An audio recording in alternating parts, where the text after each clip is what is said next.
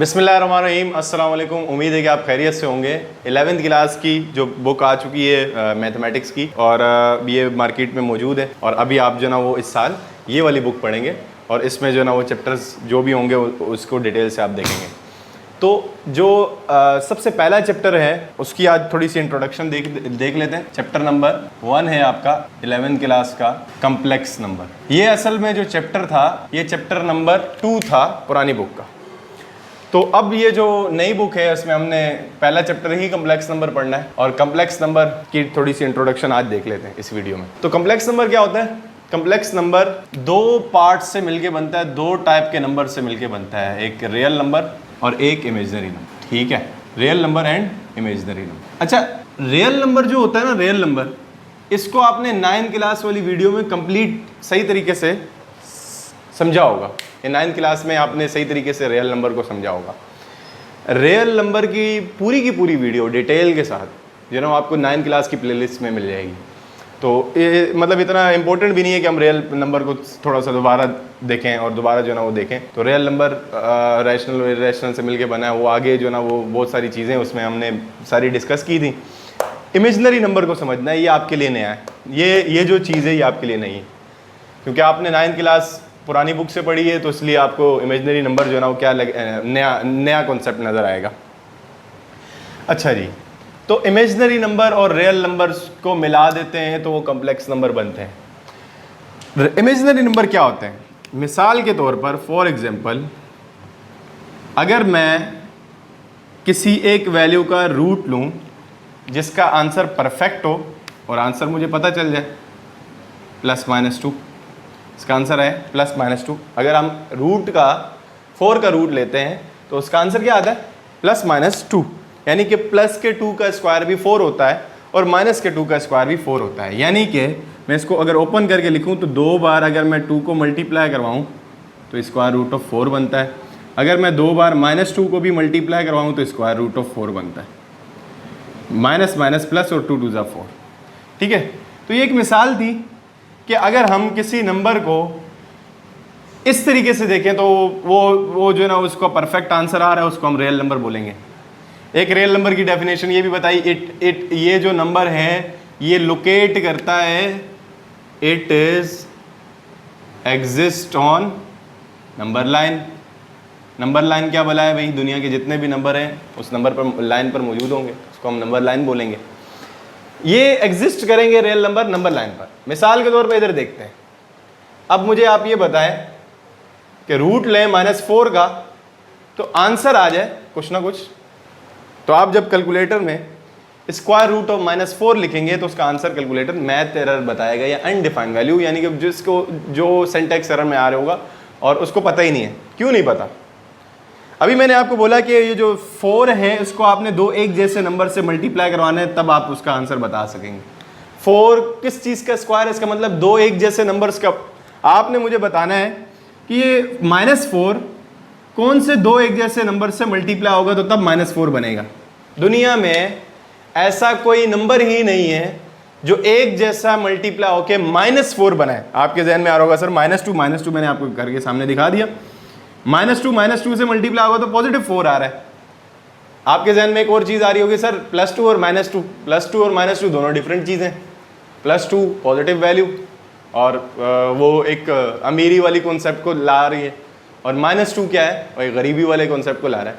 -2 is 0 से भी छोटा नंबर है और +2 तो ना बड़ा नंबर है, तो दोनों अलग चीज़ें। तो आपको ऐसा कोई नंबर ही नहीं मिलता जो 2 बार मल्टीप्लाई, स्क्वायर का मतलब 2 बार ही मल्टीप्लाई करवाना है, 2 बार मल्टीप्लाई होके -4 बनाए। तो फिर क्या करेंगे? तो फिर जो मैथमेटिशियन थे जिन्होंने इमेजिनरी नंबर को इंट्रोड्यूस करवाया, उन्होंने क्या किया? उन्होंने फिर इसको सोल्व करने का एक नया तरीका निकाला। वो तरीका ये था कि 4 का तो परफेक्ट पता है लेकिन -1 को अलग कर दिया। 4 × √1 ऐसे लिख सकता हूँ मैं, मल्टीप्लाई करवाऊँ 4 1 ज़ा 4, -4 आ गया। 4 1 ज़ा 4, -4। अब ये जो -1 है, ये जो रूट है, ये दोनों पर अलग अलग करके लगा दी, √1 और √4 × √4। एतराज़ तो नहीं, कोई मसला तो नहीं है? अच्छा, इसका आंसर अभी हमने निकाला है। √4 का आंसर क्या आ रहा है? √4 का आंसर आ रहा है ओनली 2। और इसका आंसर जो ये रूट ऑफ -1 नजर आ रहा है, इसको नाम दे दिया आयोटा का, यानी कि इमेजिनरी नंबर का। इसको हम पढ़ेंगे, ये जो आपको आई नजर आ रहा है इसको हम पढ़ेंगे आयोटा। इसका यानी कि रूट ऑफ -4 का जो आंसर आ रहा है वो क्या आ रहा है, 2 आयोटा आ रहा है। Iota I for imaginary number. Imagine क्यों कर रहे हैं? इमेजिन इसलिए कर रहे हैं कि ऐसा कोई नंबर ही नहीं है जो एग्जिस्ट करे जो दो एक जैसे नंबर मिला के एक नेगेटिव वैल्यू दे। दो, चाहे वो दो सेम एक जैसे नंबर, यानी कि माइनस माइनस प्लस होंगे, प्लस प्लस प्लस होंगे, लेकिन नेगेटिव साइन नहीं आता।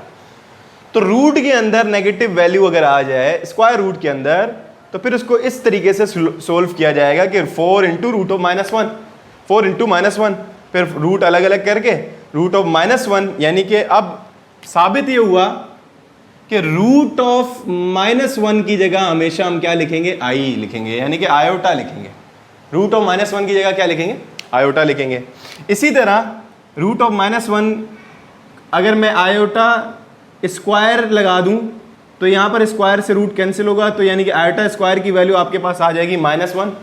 ठीक है, तो आपके पास दो वैल्यूज आई हैं, एक आयोटा की वैल्यू जो कि रूट ऑफ -1 है और एक आयोटा स्क्वायर की वैल्यू जो कि -1। ठीक है, तो इमेजिनरी नंबर वो नंबर होते हैं जिनको हम इमेजिन करते हैं। इमेजिन क्यों करेंगे? क्योंकि वो एग्जिस्ट ही नहीं करेंगे। जो चीज़ एग्जिस्ट नहीं करेगी तो हम उसको इस तरीके से देखेंगे। क्या मतलब एग्जिस्ट ऐसे कोई नंबर ही नहीं है जो हम 2 बार मल्टीप्लाई करवाएं तो आंसर कुछ ना कुछ आ जाए, एक जैसा नंबर मल्टीप्लाई करवा के नेगेटिव आंसर आए। तो ये था complex number. Complex number real और इमेजिनरी नंबर से मिलके बनता है। रियल नंबर तो वो है जो कि नंबर लाइन पर नज़र आएगा, कोई भी नंबर ले आओ वो नंबर लाइन पर आपको लोकेट होके देगा। स्क्वायर रूट और पॉजिटिव वैल्यू अंदर जो ना कोई भी आंसर +-2 भी नज़र आता है नंबर लाइन पर और -2 भी नंबर लाइन पर नज़र आता है। इसको हम इसलिए रियल नंबर कहते हैं, चाहे वो अपोन में हो, चाहे वो रैशनल हो, चाहे वो फ्रैक्शन हो, चाहे वो डेसिमल फ्रैक्शन हो, कोई भी वैल्यू हो वो रियल नंबर होगी। लेकिन इमेजिनरी नंबर में एक चीज़ का इंट्रोडक्शन हो गया, आयोटा का। आयोटा क्यों? क्योंकि रूट ऑफ -1 की जगह हमने आयोटा लगाना है। अच्छा, इसकी हिस्ट्री ये है कि क्वाड्रेटिक इक्वेशन आपने मैट्रिक क्लास में पढ़ी होगी, उसमें रूट भी आता है, स्क्वायर रूट होती है। और स्क्वायर रूट असल में ये देखिए, आप फार्मूला अगर मैं क्वाड्रेटिक इक्वेशन का लिखूँ +-√b² -4ac / 2 है। तो अब इसमें रूट आ रही थी और रूट के अंदर अगर नेगेटिव वैल्यू आ रही थी तो वो नेगेटिव वैल्यू इमेजिनरी नंबर को वो सोल्व नहीं हो पा रही थी कैलकुलेटर से, और मैं वैसे भी कैलकुलेट नहीं कर पा रहे थे। तो फिर जो मैथमेटिशियन थे उन्होंने फिर इंट्रोडक्शन करवाया इमेजिनरी नंबर का, ताकि हम इसका कंप्लीट सोल्यूशन बताएं कि यहाँ पर रूट ऑफ -1 की जगह आयोटा लगा दें, बाकी जो वैल्यू होगी वो कर देंगे। तो आपके पास कम्प्लेक्स नंबर ये था। ठीक है, अच्छा जी, तो complex number it is denoted by capital Z। Capital Z से रिप्रेजेंट होगा। अच्छा जी, इट कैन राइट, अच्छा ये आपका इस फॉर्म में लिखा जाएगा Z = A + आयोटा B या B आयोटा, B आयोटा या आयोटा B, ये है कम्प्लेक्स नंबर। इस फॉर्म में लिखा जाएगा। इस फॉर्म में लिखे नहीं तो इस फॉर्म में भी लिख सकते हैं, और करके Z = A, B order pair की फॉर्म में लिख सकते हैं। अच्छा जी, ये जो आपको A नज़र आ रहा है दोनों में, ये A है रियल पार्ट जिसके साथ आयोटा नहीं है, एक आसान सी बात। B है इमेजिनरी पार्ट। सही है जी, रियल पार्ट और इमेजिनरी पार्ट। तो ये आपके पास रियल पार्ट और इमेजिनरी पार्ट मिलके अगर एक नंबर बनाए तो उसको हम कम्प्लेक्स नंबर कहते हैं। मैथमेटिक्स में या इंग्लिश में जब हम कम्प्लेक्स लफ्ज़ इस्तेमाल करते हैं तो उसके बारे में हमारे पास कंप्लीट मालूमात नहीं होती, कंप्लीट इन्फॉर्मेशन नहीं होगी, तो उसको हम क्या बोलेंगे, कम्प्लेक्स नंबर बोलेंगे। तो ये आपके पास हो गया एक इंट्रोडक्शन कम्प्लेक्स नंबर का। इंशाल्लाह नेक्स्ट वीडियो में आपको एक्सरसाइजेस सोल्व करवाएंगे, एक्सरसाइजेस के क्वेश्चंस आएंगे। तो देखने के लिए बहुत बहुत शुक्रिया। अल्लाह हाफ़िज़।